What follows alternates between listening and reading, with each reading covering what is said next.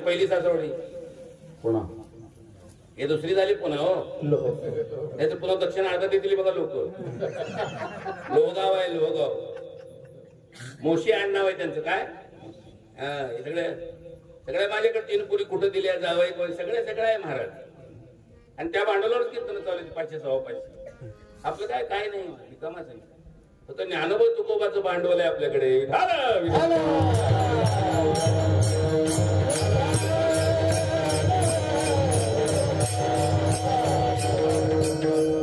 रात्रीही ज्याच्या अंगातून काय पडला पाहिजे प्रकाश आम्ही एवढे सेवक आहोत देवळात जायला आणि लाईट जायला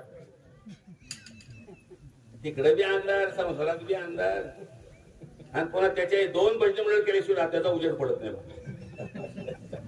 निघाला तात्या हे आप्पा इकडे बी भजनी मंडळात तिकडे भजनी मंडळात आपल्याला काय सगळी सारखी तुझा कारभार असलाय सारखी करून घेतोस काय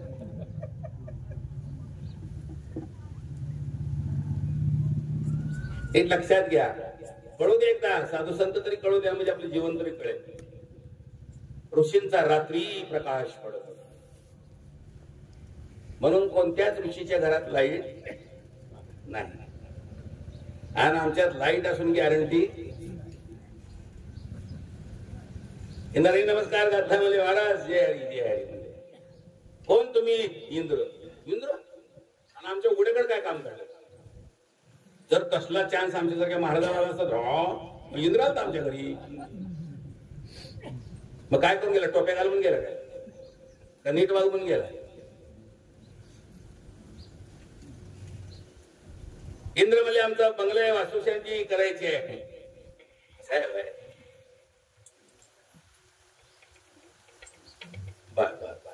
येतात आमच्या वास्तुशांतीला नाही बाबा का आपल्याला कुठं तेवढा आयुष्य आहे आपल्याला आयुष्य फार कमी मग त्यांच्या छातीवरचे काही केस गेले होते आपली 25 पैशाची किती माहिती का तुम्ही तेवढे छातीवरचे केस गेले ते इंद्राला दिसले इंद्र म्हणला महाराज हे तर काय झालं नायटा झाला काय तुम्हाला ते म्हणले अरे एक कल्प गेलं की 14 इंद्र मरतात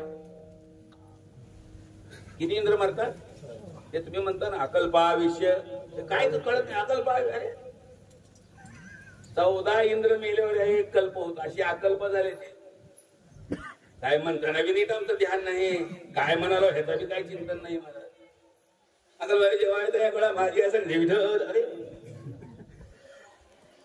हे तर समजून घ्या एकदा 14 इंद्र मेले की एक कल्प पूर्ण होतो आणि मग माझा एक केस गळून पडतो आपल्याला कुठं आयुष्य हे जेवढे केस गेलेले तेवढे इंद्र मेले एवढा कल्प मी जिवंत आहे आणि माझ्या सर्वांगाची सगळी केस झाल्यावर मग नाश होणार आहे आपल्याला कुठं आयुष्य बंगलं बांधण हे बांध आणि आमचं हे बचत गट उचलून करून वास्तुशांती करायला मीचा नावाचा बचत गट ह्याची वास्तुशांती कळलं का काय बोलतोय मी 14 इंद्र गेल्यावर एक कल्प जात एक कल्प एक केस गळून पडतो आतापर्यंत माझे जेवढे छातीचे केस गेले तेवढे इंद्र मेलेले आहेत आपल्याला कुठं आयुष्य म्हणून मी गवताची सावली करतो मग इंद्र म्हणला 14 मेल्यावर एक कल्प होतो मी उगाच बंगला बांधलो गेलो निघून 14 कल्प तरी आयुष्य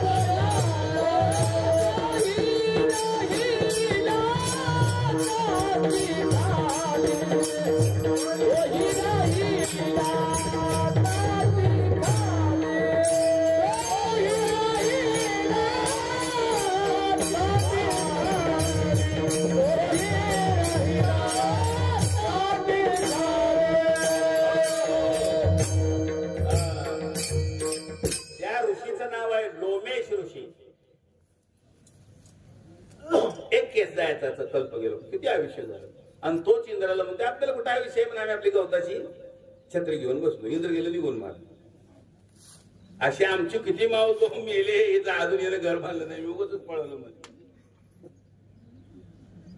हे असल्या कथा वास्तुशांतीला आल्या पाहिजे मला. हे दुसरं जवळ निघतं. आमची यांची जुनी संबंध आहेत. कोर्टवाडीत रस पिलो ओळख झाली तारखेतली, घ्या रसाचं दुकान घेऊन ये घातलं. हे ह्याच्याच वारकरी संप्रदाय बराचसा दुमटून गेला, कुचमून गेला मला ओळखी पाळखीमुळं. वर्षात माझं कुठलंही कीर्तन ओळखीच्या दारात नसतं. कुणी सांगावं महाराजांची माझी ओळख आम्ही सांगितलं, कुणीच नाही. मला विचारलं लागतं वाट कशी आहे, कुणी कुंडी याचं आहे, सगळं विचारून घ्यावं. ओळखी पाळखीवरचा परमार्थ म्हणजे कल्याणाचा परमार्थ नाही. त्याचंही हित होणार नाही, माझंही होणार नाही. ती उपाधीच आहे. ती काय आहे? उपाधी. आणि उपाधीच्या बाहेर गेल्याशिवाय नारायण नाही. उपाधी वेगळे, तुम्ही निर्विकार, काहीच संसार नाही तुम्हा. हे शरीराचं आयुष्य संपलं की आपल्या गावचा दोन दूध येतात. ती कुंड 10,32,000 किलोमीटरवरनं 45 मिनिटात येतात. किती मिनिटात? एकाचं नाव चंड आहे, दुसऱ्याचं नाव प्रचंड. हे यमाचे मुख्य दोन दूत आहेत, चंड आणि प्रचंड. ते 45 मिनिटात आपल्या घरी येतात आणि त्या जीवाला शरीरातून बाहेर काढतात. त्याच वेळेला हे काळाचे 5 सेवक, ज्यांचं रेकॉर्डिंग भैरवानी केलेलं, ते भैरव तिथं रेकॉर्ड घेऊन येतात आणि त्या जीवाला या यमदूताच्या समोर सगळा हिशोब सांगतात. टॅली करतात, टॅली, नफा तोटा पत्र. आणि ती माहिती घेऊन यमाचे दूत त्या जीवाला घेऊन आपल्या गावाला जातात. जायला 45 मिनिट, यायला 45. 90 मिनिटात ते माघारी आणतात लगेच. तुम्हाला घेऊन कायमचे जात नाहीत. 90 मिनिटात काय करतात? माघारी आणतात आणि आणून ते शरीरामध्ये सोडतात. मग आता हा अंत्यसंस्काराला न्यायचा आहे. यमपुरीतून जाऊन आल्यामुळे अग्निसंस्कार करायला तो पवित्र राहत नाही. सुतकी शरीर असतं ते. कोणतं? आणि सुतकी शरीर हे स्नानाने शुद्ध केलं जातं. कशाने? म्हणून हे बघा, आपण जर प्रेताच्या मूठ मातीला गेल्यावर आपल्याला आंघोळ करायची काय गरज आहे? विटाळ वेगळा, सुतक वेगळं. त्याचा बी गरगटा करून टाकताला अजून. आता घरामध्ये एखादी मुलगी बाळाची झाली, तुम्ही काय म्हणता? सुतू पडलं म्हणता का? मग काय म्हणता? हा, कळला का सुतू कोणी विटाळातलं फरक? आणि इकडे कोणाची मयत झाली, काय झालं? नका नका, त्यांच्या घरी सुतू काय, जाऊ नका. का फोडून सांगाल मग आठवडा लागला. विटाळ वेगळा आणि सुतक वेगळा. तर हे स्नान घातल्याशिवाय ते फिटत नाही प्रेताचं सुतक. म्हणून गावचे लोक बाहेर लगेच तवली ठेवतात पाण्याची आंघोळीला. हे प्रेताला घातलेली आंघोळ म्हणजे पितरांची आंघोळ आहे. कोणाची? तिथं लय जण मालक असतात. मला तलपी घाल, लय गरम करू नको,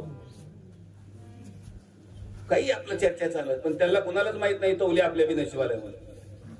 ते एक दिवस आपली बी वाट बघायला लागलेली आहे. जेवढे तवलीच्या कडे नाही त्यांच्या सगळ्याचा मोबाईल नंबर तवलीकडे. योग्य वेळेला येणार आणि आपला त्याला निरोप मिळणार. आंघोळ घातली जाते आणि एकदा का आंघोळ घातली की मग त्याला आता पितरांच्या ताब्यामध्ये ठेवलं जातं. आणि असे पितर त्याला आपली संपत्ती देतात. आपली संपत्ती म्हणजे सुतळी आणि वेळू. सुतळी आणि, तुम्हाला माहिती असेल की भूत लागलेल्या माणसाला कशाने मारतात? वेत म्हणजेची वेळू. कळलं का मग भूताचा आणि वेताचा किती जवळचा संबंध आहे?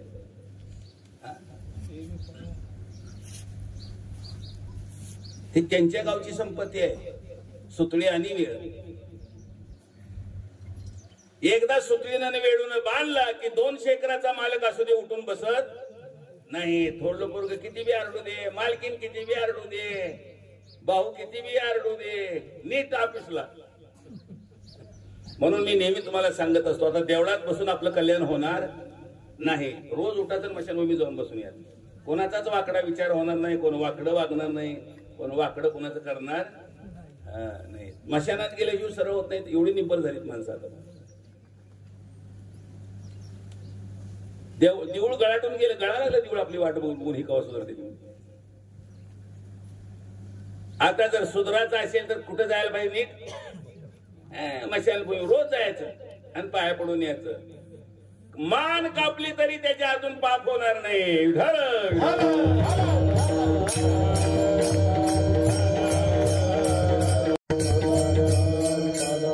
आणि मग स्मशानभूमीकडे जातात. त्यावेळेला त्याला 4 लोकांची गरज लागते. किती लोकांची? 4. मग ते उचलायला कोण? आपले घरचे असतात का बाहेरचे? बाहेरचे. घरचे कुठे असतात? गबाळ गोळा करायला घरचे आणि उचलाला. आता लय गोड वाटते. मांडीला मांडीला तोंडका बारीक करालीस उचलताना. हे बघा, उचलणारे 4 लोक कमवा तुम्ही. हे पावणे रावळे पावळ्या रावळ्याने उचललेलं स्मशानभूमीकडे जातं. आणि जे 4 खांदेकरी आहेत, धर्म अर्थ काम मोक्ष, यांनी उचललं तर देवाकडे जातं. विठाल विठाल.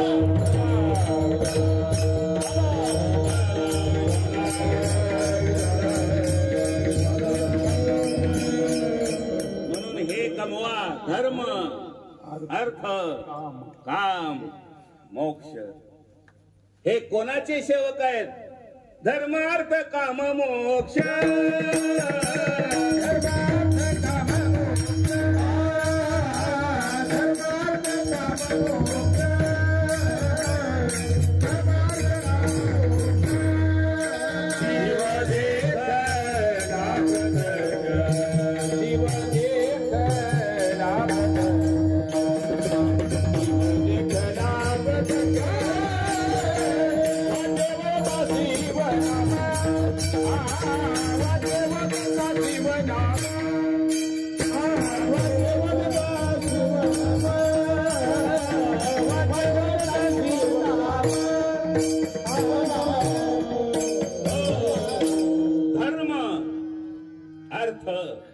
काम आणि मोक्ष हेच आपणाला आपल्या गावाकडे जाणारा उपयोगाला येणारी मंडळी आहे. धर्म. तुम्ही जर आज धर्म केला तर तुम्हाला त्या रस्त्याने रोज 3,500 किलोमीटर चालायचं. किती? पहिल्या मासिकाला आपल्या घरचा माणूस 1.25 लाख किलोमीटर लांब गेलेला असतो. 1.25 लाख. भूक लागत असेल का नाही जाताना? पाणी लागत असेल का नाही? विश्रांतीला सावली लागत असेल का नाही? कुठे मुक्कामाला आसराला वाटत असेल की नाही जेवायला? मग जर तुम्ही कोणाला आसरा दिला असेल तर तिथे आसरा येतो. अन्नदान केलं असेल तर धर्म भाकरी घेऊन उभा राहतो. आणि लोकांच्या तोंडातला घास काढला असेल तर यमाचे टोले. पाणी लोकांना दान दिलं असेल तर धर्म तिथे पाणी घेऊन उभा राहतो. त्या जीवाला पाणी देतो वाटेला. आणि चालू बोर मध्ये जर धोंडा टाकला असेल लोकांच्या आणि किती बी गाता पाठ करून धोंडा टाकला असेल आणि कोणता बी बुवा कीर्तनाला असेल तर नीट मातीत विठ्ठल.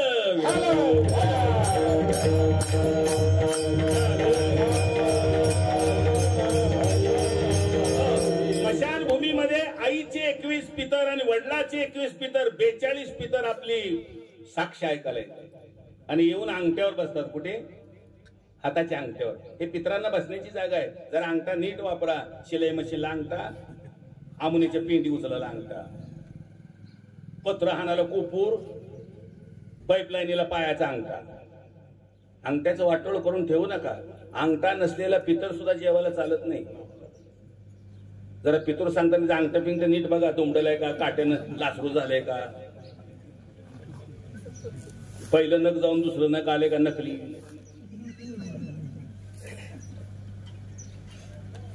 अंगठा नसणारी बाई सुद्धा सवासीन चालत नाही.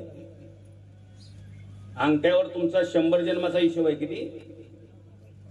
100 जन्माचा हिशोब. आणि हा अंगठा आपला सगळा हिशोब घेऊन तिथे हजर असतो. इथे पितर येऊन बसलेले असतात. आणि ही पृथ्वी, आप, तेज, वायू, त्रिकुंड महादेवाला साक्ष द्यायला लागलेले असतात. हे आयुष्याचे मालक पंचमहाभूत. पृथ्वी म्हणजे गाडगं, आप म्हणजे आतलं पाणी, वायू म्हणजे वायुमंडल, अग्नी म्हणजे बुडाला घातलेला का तुमच्याकडे तसंच नाही त्याची पासवर्ड घालून. आणि घट म्हणजे ते आकाश म्हणजे घटाकाश न्याय आहे. तो कोणता न्याय? हे शास्त्रामध्ये इतके चांगले चांगले न्याय आहेत. घटाकाश न्याय, उष्ट्रल न्याय, गोलांगुल न्याय, रज्जू सर्पाकार न्याय, हे सगळे कळले तर आपलं कल्याण आहे महाराज. नाहीतर उगाच ह्या बाईने गाडगं उचललं तर त्या बाईच्या डोक्याला सक्रातीला.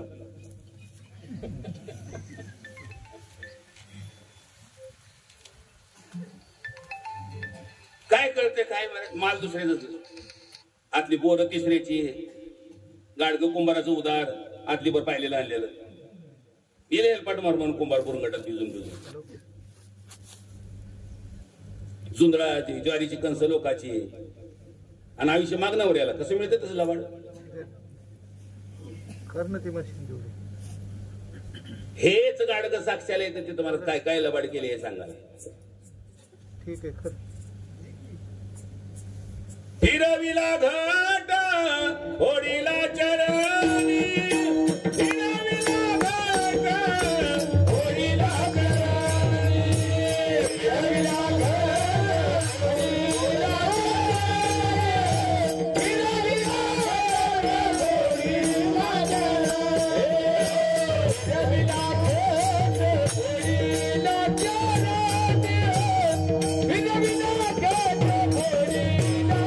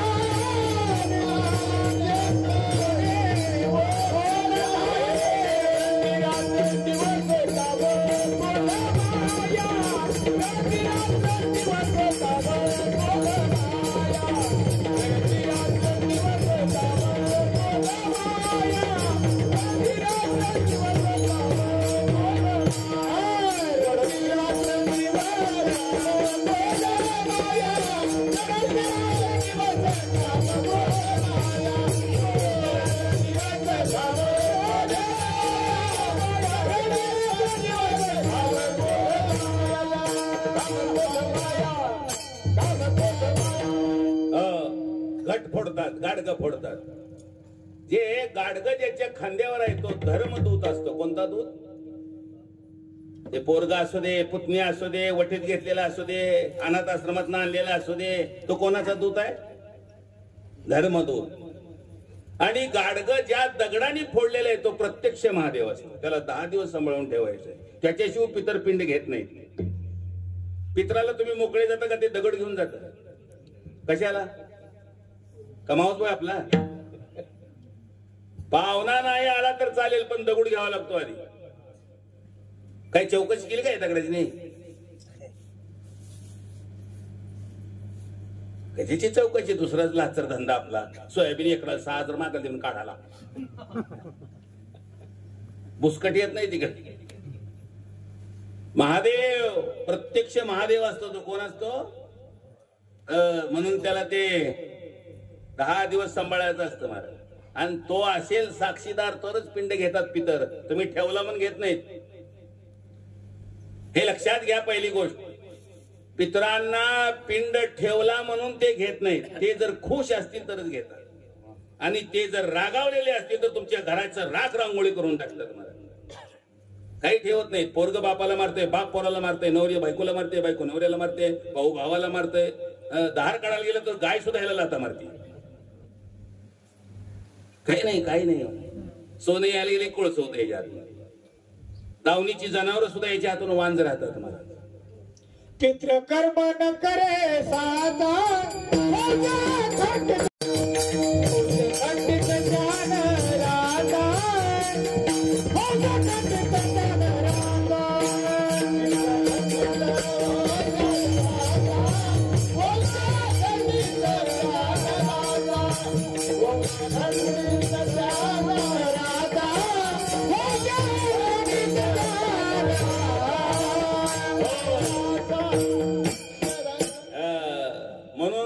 पैसा असावा का पित्रांचा आशीर्वाद? कोणाचंच लक्ष नाही आशीर्वादाकडे महाराज. पुण्यतिथी करायची की 3 भावाची मिटिंग. कापड मी घेतो, आचार्य तो बघ, मंडपाचं दाखलं बघतो, आणि पतवळ्या कुणी येणार जाणे नानाच्या काय.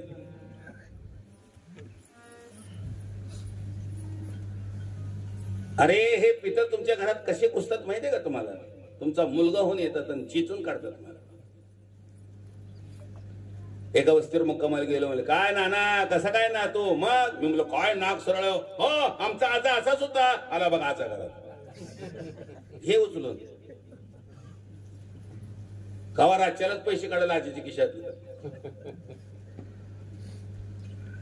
काय नानी काय म्हणते ना, लांब सडक केसाची. अहो आमची ननंद अशीच होती बघा, शिरली बघा ननंद घरात. आणि जर पितर खवळले तर तुम्हाला जगात कुठे थारा नाही महाराज.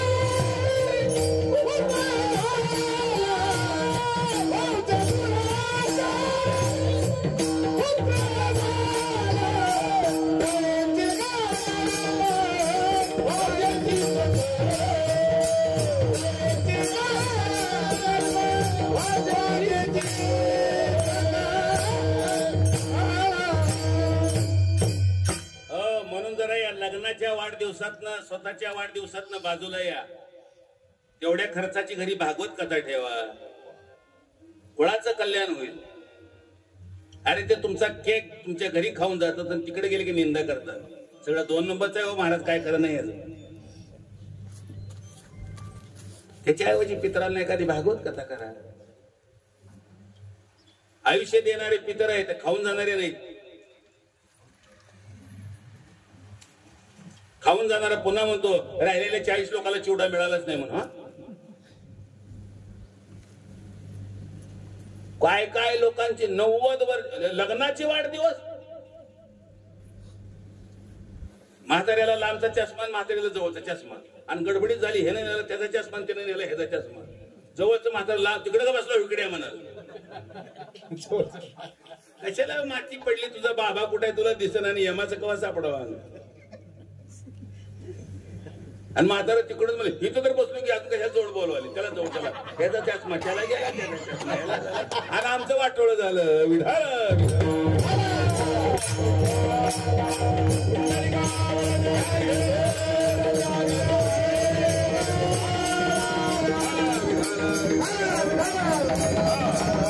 साक्ष झाली की मग ते पितरांचं एक कापड मिळतं, लंगोट एवढं असतं. ते किती असतं? डोक्याला बांधायला काय मिळतं ते? घरचं असतं का ते बाहेरचं? बाहेरचं असतं, ते प्रेताचं असतं महाराज. जे प्रेताला तुम्ही पांघराला आणलेलं असतं ना त्यातलंच काढतात ते, का घरचा टावेल काढते? हा ते लंगोटी एवढंच काढायचं असतं. ते काय मोठ्या टावेल गुंडाळून टकुरीला गुंडाळाला पटके एवढं काढायचं नाही. ते तरी पित्र रागायला जातात. त्याचा अर्थ आहे धन मिळविले कोटी संगे नाही लंगोटी. लंगोटी सांगते हे इन्कम टॅक्स भरत होता, आला का चिंधीत. 6 ट्रॅक्टर, 12 चाक, 16 ड्रायव्हर. ड्रायव्हरला कापड केली पण चांगला कधी वागला मी चिंदी सांगते हिशोब त्याच्या मस्तकाला. मग ते शरीरातनं अंगठ्याला धरून ते पाणी आणलं जातं, ते पाजलं जातं. मग पितर म्हणतात बाहेर निघ, आता त्याला शरीर सोडावं लागतं. त्याचं वर्णन आलंय, दिली तिळांजुळी कुळनामरूपाशी शरीर ज्याचे त्याशी समर्पिले. ज्याला आपले म्हणत होतो ते घरीच असतात, हे ज्याचे त्याचे देऊन टाकलेले. मग तो जीव येतो आणि त्या फडक्यात बसतो. कुठे बसतो? म्हणजे पितरांच्या जागेत बसतो आणि फडक्याला बसून घरला येतो. कुठेही जात नाही. मला घरचे काय काय करायला त्याला फडक्यातनं सगळं दिसतंय आणि त्याला दिसावं म्हणून आम्ही दिवा लावलेला असतो. काय लावलेला असतो? तर तुमच्या दिजवी देते किती गोडीतील माग जात त्याला दिसलं पाहिजे. मालकीन कोणचं कपाट उघडाली आहे, थोरलीसून कुठं हात घालाली आहे, सगळं बघते. मधलं पोरग काय करायलंय सगळं कळतंय. साडू कोणच्या कारखान्याची साखर उचलीत होता म्हणून उडकालाय कागद, त्याचं सगळं दिसत. मग तो आहा कटा रडे बोलताच रडतो महाराज, माझं कोणी नाही. मग ज्याच्या घरी असं झालेलं आहे त्याला आता घरचं खायचं नाही, लोकांचं खायचंय. कोणाचं? हो, 200 एकराचा मालक, घरी 140 पोती गहू, 70 पोती ज्वारी. आता कोणाचं खातोय? चूलच पेटवायची नाही, बाहेरचं खायचं. पहिल्यांदा चहा आणतो. कोण आणतो? ज्याला यानं नळाला पाणी भरू दिलं नाही ते चहा घेऊन आलं. मला नाना हे चहा गेला का नळ घेऊन वर? रडाला रे, या लोकांचं ऐकून मी धर्म सोडला रे, आता दंड मी भोगतोय. हे आत बसतात, आण चहा आण. चहा कुणाचा? लोकांचा. स्वतःची डेअरी आहे, 2000 लिटर दूध. चहा कुणाचं पितय? त्या लोकांचा. ते गेलं की दुसरं भाकरी घेऊन येते, भाजी भाकरी आमटी काय. ते कोण असते? ज्याला शेताला जायला वाट दिली नाही ते आपा खा भाकरी. वाट दिली नाही, गेला का वाट घेऊन वर? करायचं तर करायचं. आता तुझी वाट अडवली, माझी वाट लागली. अरे जागे व्हा. चिंदीचेच मालक आहे तुम्ही, लंगोटी एवढ्या. ते बी चिंदी 10 दिवसच राहते तुम्हाला. एवढी मालमत्ता आहे, पण खातोय कुणाचं? लोकांचं. मग आता त्याला शरीर पाहिजे. मग तो पितरांना मारतो, हाका मला शरीर द्या. खवळलेले पितर असतील तर शरीर देत नाहीत.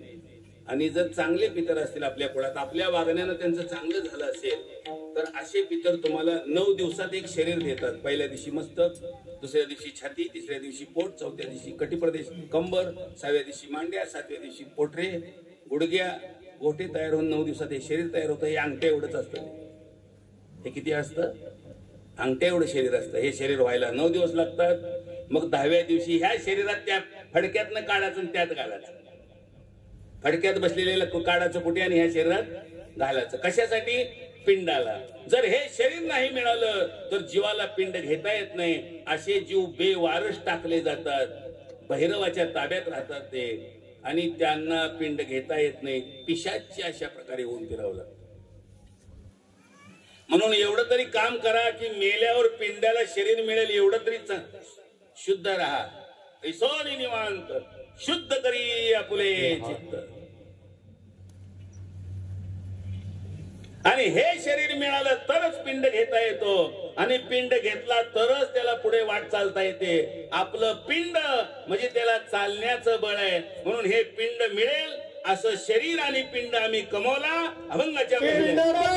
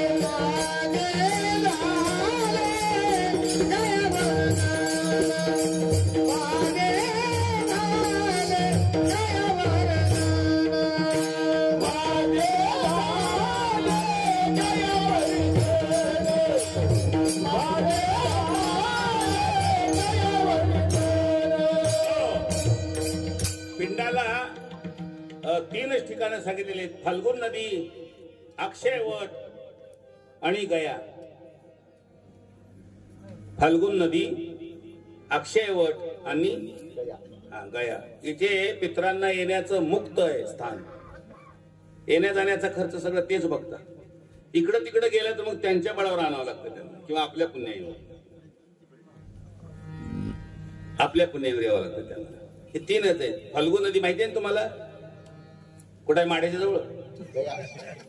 गया वेगळेच आहे हो, फाल्गुन नदी वेगळेच आहे. बिहार मध्ये बिहार. हा, बिहार मध्ये आहे फाल्गुन नदी. सीतेनं हे वाळूचं पिंड केलं तर त्या नदीमध्ये, आणि राजा दशरथाने स्वर्ग लोकातून येऊन तो पिंड घेतला होता.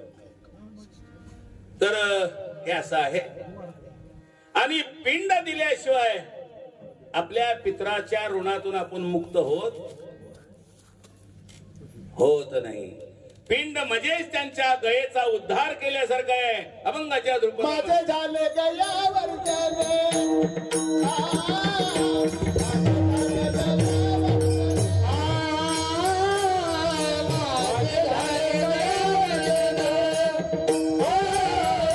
माझे